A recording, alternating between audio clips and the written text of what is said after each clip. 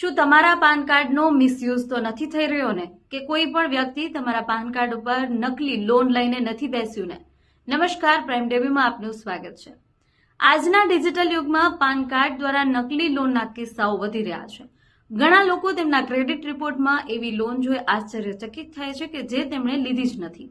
છેતરપિંડી કરનારાઓ પાન સાથે આધાર, મોબાઈલ નંબર જેવી માહિતી, ડેટા, લિંક અથવા તો ફિશિંગ દ્વારા મેળવી લે છે અને ડિજિટલ કેવાયસી પૂર્ણ કરી લોન લઈ લે છે.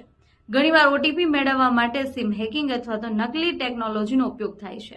આથી બચવા માટે નિયમિત રીતે તમારો ક્રેડિટ રિપોર્ટ ચેક કરવો જરૂરી છે. જો ખોટી લોન દેખાય તો તરત જ બેંકમાં ફરિયાદ કરો, સાયબર ક્રાઇમ પોર્ટલ પર રિપોર્ટ કરો અને ક્રેડિટ બ્યુરોને જાણ કરો. સાથે જ પાસવર્ડ પણ બદલો અને સિક્યુરિટી વધારશો.